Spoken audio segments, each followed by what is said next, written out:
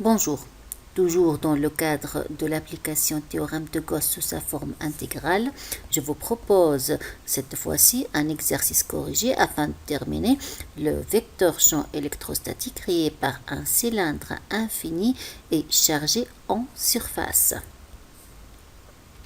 Alors je commence par l'énoncé. Un cylindre C2 d'axe OZ de hauteur infinie et de rayon R2 uniformément chargé en surface avec la densité surfacique de charge sigma. Par des considérations de symétrie, déterminer la direction du champ électrostatique E de M créé par cette distribution de charge ainsi que les variables dont il dépend. Deuxième question. En utilisant le théorème de Gauss sous sa forme intégrale, déterminer le champ électrostatique en tout point M de l'espace. Troisième question. Que se passe-t-il en R égale à R2? Commençons par l'étude de symétrie. Alors, dans notre cas, notre cylindre de rayon R2 d'axe OZ, c'est un cylindre infini et qui est chargé en surface avec la densité surfacique de charge sigma. Donc, il est clair que la symétrie qu'on va utiliser, c'est une symétrie cylindrique. Et dans le cas des coordonnées cylindriques, sigma, dans le cas général, dépend de R, phi et Z. Et une densité surfacique de charge, c'est une source d'un champ électrostatique E. En coordonnées cylindriques, E, dans le cas général, en un point M de l'espace, dépend de R, de phi et de Z.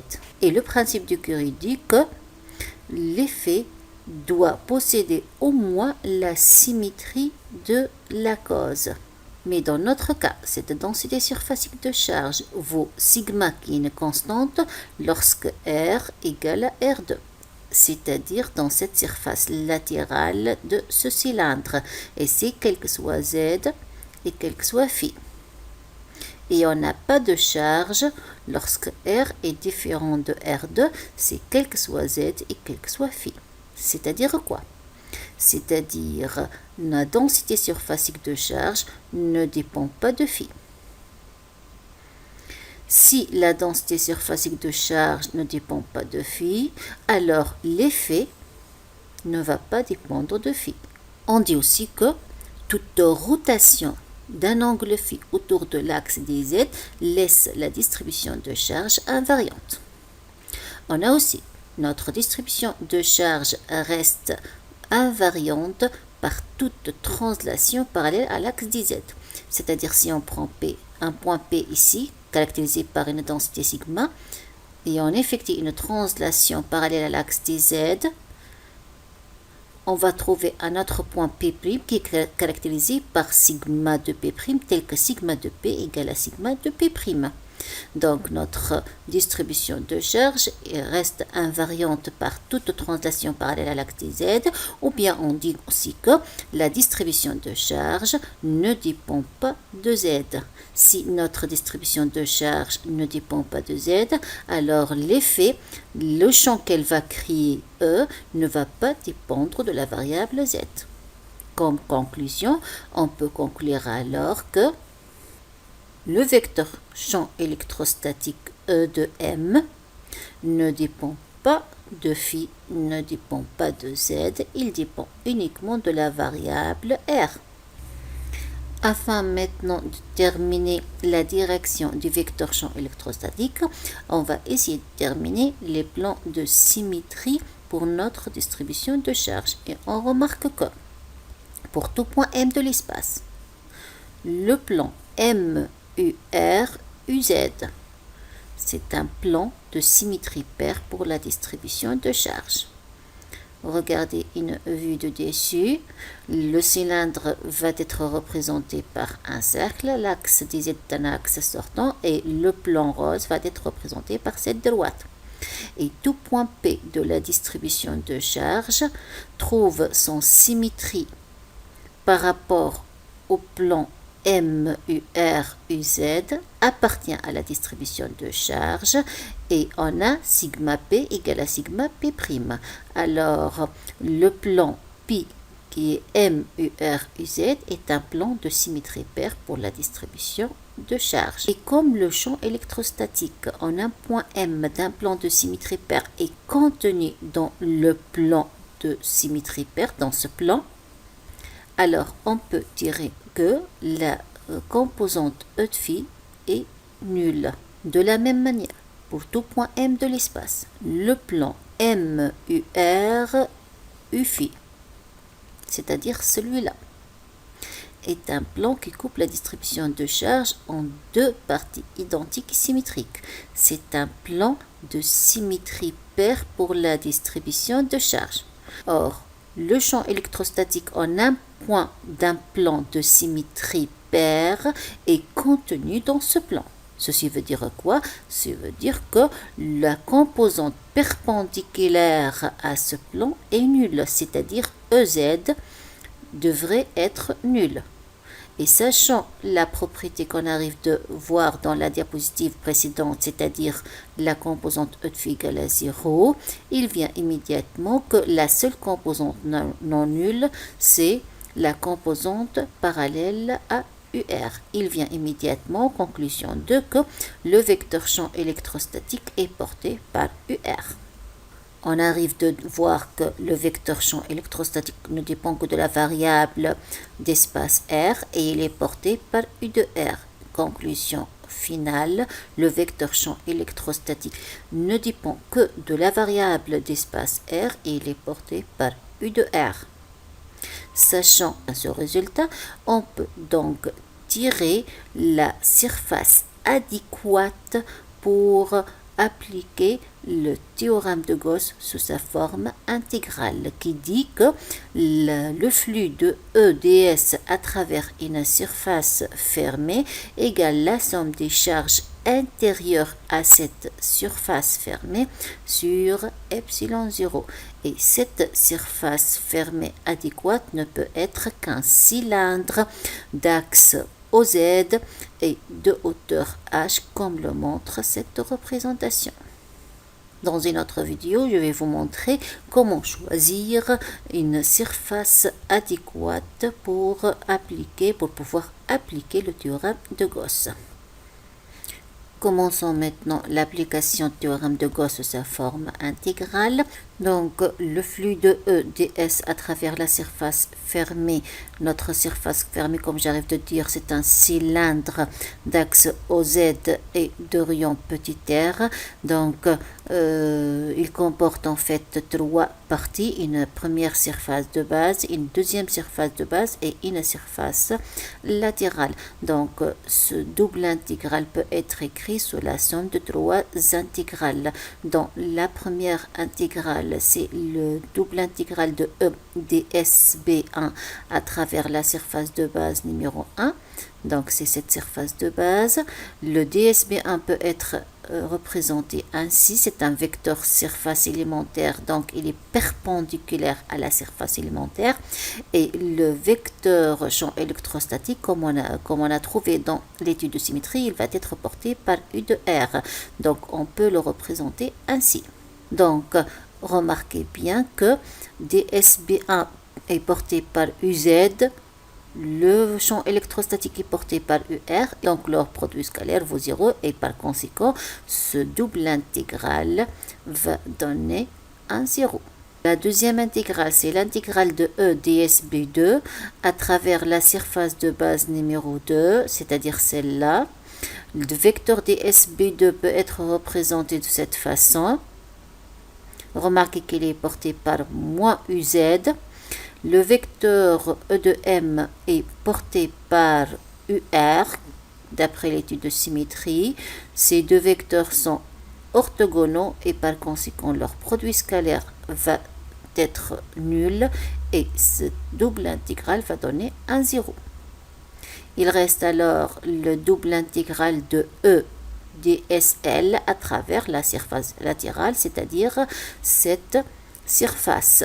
Le vecteur DSL, c'est un vecteur surface élémentaire. Il est donc perpendiculaire à la surface élémentaire. C'est une surface élémentaire de la surface latérale, donc elle va être portée par U de R. De la même manière, le vecteur champ électrostatique est porté par U de R, et remarquez bien que ces deux vecteurs sont collinéaires, donc cette double intégrale n'est pas nulle. On passe donc à faire le calcul de cette intégrale. Le double intégrale E DSL, on va remplacer E par son expression d'après l'étude de symétrie qui est un champ qui ne dépend que de la variable d'espace R et elle est portée par U de R. DSL est portée par U de R. Maintenant, U de R donne 1. Et le vecteur champ électrostatique ne dépend que de R, mais sur cette surface latérale, R ne change pas. Sur cette surface latérale, la variable d'espace phi varie, le Z varie, mais le R est toujours une constante. On trouve alors E de R, double intégrale sur la surface latérale de notre cylindre DSL, c'est-à-dire E de R fois la surface latérale. Or, la surface latérale d'un cylindre de rayon R de hauteur H, c'est 2PR fois H. Donc, E de R fois 2PR fois H. Alors, maintenant, on a terminé le calcul du premier membre. On va passer maintenant au calcul du second membre, c'est-à-dire la somme des charges intérieures à notre surface de Gauss. Or, notre distribution de charges n'a pas la même expression partout dans l'espace. Elle vaut sigma pour R égale à R2 et 0 lorsque R est différent de R2, c'est quel que soit Z et quel que soit phi. Ceci veut dire que cette somme de charges intérieures ne va pas avoir la même expression ou bien la même valeur lorsqu'on choisit un cylindre de rayon R inférieur à R2 ou bien lorsqu'on choisit un cylindre pour R de rayon petit r qui est supérieur à R2. On doit donc distinguer deux cas et on va commencer par le premier cas, c'est-à-dire lorsque R inférieur à R2. Lorsque petit r inférieur à R2, remarquez bien qu'à l'intérieur de ce cylindre bleu, on n'a pas de charge, aucune charge, c'est-à-dire la somme des charges intérieures à la surface de Gauss vaut 0. Faisons maintenant égalité premier membre, second membre. Le premier membre qu'on arrive de calculer, c'est-à-dire le flux de EDS à travers la surface de Gauss vaut E de R fois 2PRH. Et le second membre dans ce cas particulier vaut 0. Alors, le vecteur champ électrostatique pour tout R inférieur à R2, pour tout point M à l'intérieur du cylindre chargé, vaut vecteur nul. Passons maintenant au cas où R est supérieur à R2, c'est-à-dire cette situation.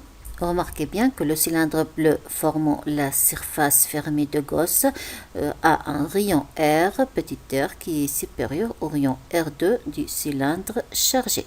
Et remarquez alors qu'à l'intérieur de ce cylindre bleu, il y a des charges puisqu'il y a une partie du cylindre chargé à l'intérieur du cylindre bleu. Puisque les charges sont réparties en surface, donc la somme des charges intérieures va être la somme de sigma ds. Sigma étant une constante, donc elle quitte l'intégrale et reste ds sur quoi où sont placées les charges. Ils sont placés sur la surface latérale du cylindre de rayon R2, mais on cherche uniquement les charges intérieures à la surface de Gauss, c'est-à-dire intérieures au cylindre bleu. Il vient alors que sigma fois S, et S c'est la surface latérale de la partie du cylindre vert qui est intérieure au cylindre bleu. C'est-à-dire quoi? C'est-à-dire 2pi fois R2 fois H. Faisons maintenant l'égalité premier membre égale à second membre. Il vient immédiatement que le vecteur champ électrostatique pour tout R supérieur à R2, c'est-à-dire dans ce cas, il est égal à, après vous avoir fait les simplifications, sigma fois R2 sur epsilon 0 fois petit r.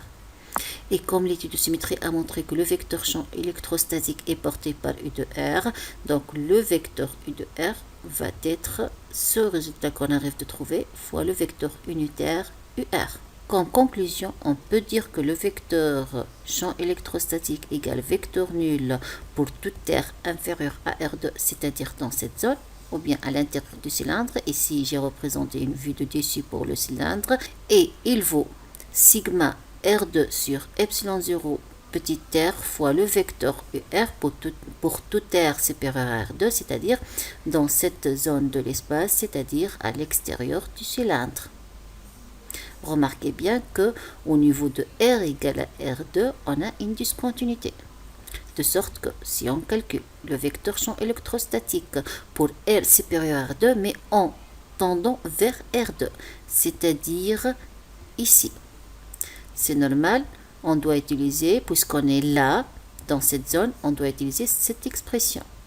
R tend vers R2, c'est-à-dire petit r va tendre vers R2 tout en restant supérieur à R2, donc c'est R2 plus.